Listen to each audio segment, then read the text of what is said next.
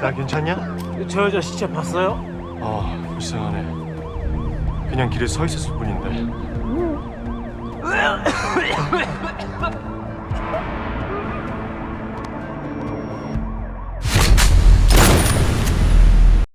အားလုံးပဲမင်္ဂလာပါဗျာပြီးခဲ့တဲ့အပိုင်းမှာကျွန်တော်တို့ရဲ့ဇက်လိုက်ချူရီချက်တယောက်တေမင်းရဲ့ကစားပွဲထဲမှာတထေးသားတယောက်အနေနဲ့မီးလောင်တေခဲ့ရတယ်လို့စွန်စားကန်သမားတယောက်အနေနဲ့လည်းမြေပြင်ပေါ်ပြုတ်ကျပြီးအယိုးတွေတစ်ဆက်စီဖြစ်တော့တေခဲ့ရတာကိုတွေ့ခဲ့ပြီနော်တေချင်းတရားရဲ့နာကျင်မှုကိုနှစ်ကျင်းတိုင်တိုင်ခံစားလိုက်ရတဲ့ရည်ချက်တယောက်ဒီတစ်ခါမှာတော့ဘယ်လိုလူစားမျိုးတဲ့ရောက်သွားမှာလဲဒီအပိုင်းမှာတော့သူဟာအရင်ဘဝတွေကထက်ပိုဆိုးတဲ့ငရဲကိုတွေ့ကြုံရတော့မှာပါကဲepisode 2ကိုအတူတူကြည့်လိုက်ရအောင်ရေကြီးမျက်စိပွင့်လာတဲ့အချိန်မှာတော့သူဟာကျောင်းစာကြီးတိုက်တစ်ခုတည်းရောက်နေပါတယ်ဒီတစ်ခါသူဝင်စားရတဲ့သူကတော့ Kwon Hyuk Soo ဆိုတဲ့အထက်တန်းကျောင်းသားလေးပါမှန်ထဲမှာသူ့မျက်နှာကိုပြန်ကြည့်လိုက်တော့ဓမျက်နှာလုံးဖူးယောင်နေတာကိုတွေ့လိုက်ရတယ်သိလိုက်ပါပြီဒီကလေးဟာကျောင်းမှာအနိုင်ကျင့်ခံနေရတဲ့သူပဲဒီကျောင်းမှာ Lee Jin San ဆိုတဲ့လူမိုက်ကျောင်းသားကHyuk Soo ကိုနီးမျိုးစုံနဲ့နှိပ်စက်နေတာပါအရင်ဘဝကHyuk Sooဟာဒီနှိပ်စက်မှုတွေကိုမခံနိုင်တော့လို့ကိုတတ်တယ်ဟိုစူးစမ်းခဲ့တာပါဒါပေမဲ့အခုတော့အထဲကဝိညာဉ်ကအသက်30အရွယ်ရည်ကြီးဖြစ်နေပြီလေရည်ကြီးကငါက12ကြိမ်တောင်တေးရမယ်သူပဲမင်းလိုကလေးကောင်ကိုကြောက်เสียရလားဆိုပြီးတံပြန်တိုက်စစ်စင်ပါတော့တယ်ရည်ကြီးHyuk Sooအဖြစ်နဲ့ဟာအုံနောက်သုံးပြီးကစားပါတယ်ဂျင်ဆန်းရဲ့အပေါင်းအပါတွေကိုတယောက်ချင်းစီခွဲထုတ်တယ်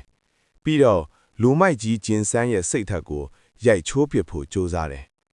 အတန်းတန်းမှာလူအများရှိတင်ဂျင်ဆန်းကိုပြန်ချပစ်လိုက်တဲ့အခါမှာတော့အနိုင်ကျင့်ဘဝကနေလွတ်မြောက်သွားတယ်လို့ဖြစ်ခဲ့ပါတယ်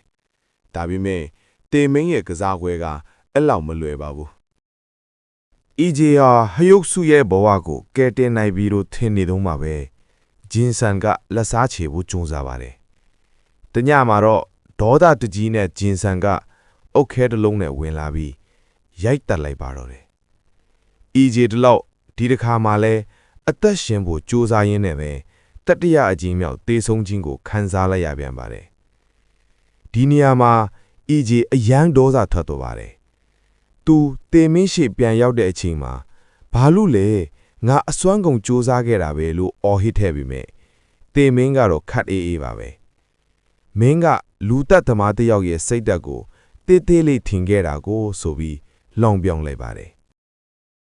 တေမင်းကနောက်တစ်ကြိမ်ထပ်ပစ်လိုက်တဲ့အခါမှာတော့ရီကျေးဟာသွေးပြက်စရာကောင်းတဲ့အခန်းတစ်ခုထဲမှာချီနှောင်ခံထားရတဲ့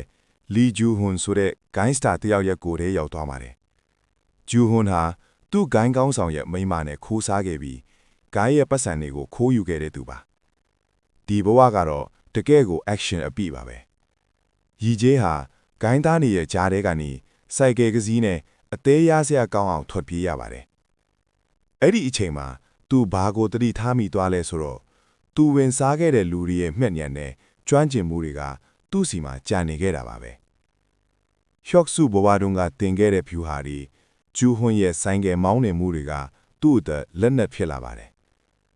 ဒါပေမဲ့ဒီဘဝမှာလည်းကံကြမ္မာကရက်ဆက်ပါတယ်။သူလွတ်ပြီးလို့ထင်နေတဲ့အချိန်မှာပဲသူ့ရဲ့အရင်နှီးဆုံးတငယ်ချင်းကသူ့ကိုတစ္ဆာဖောက်ပြီးတက်ပြစ်လိုက်ပြန်ပါတယ်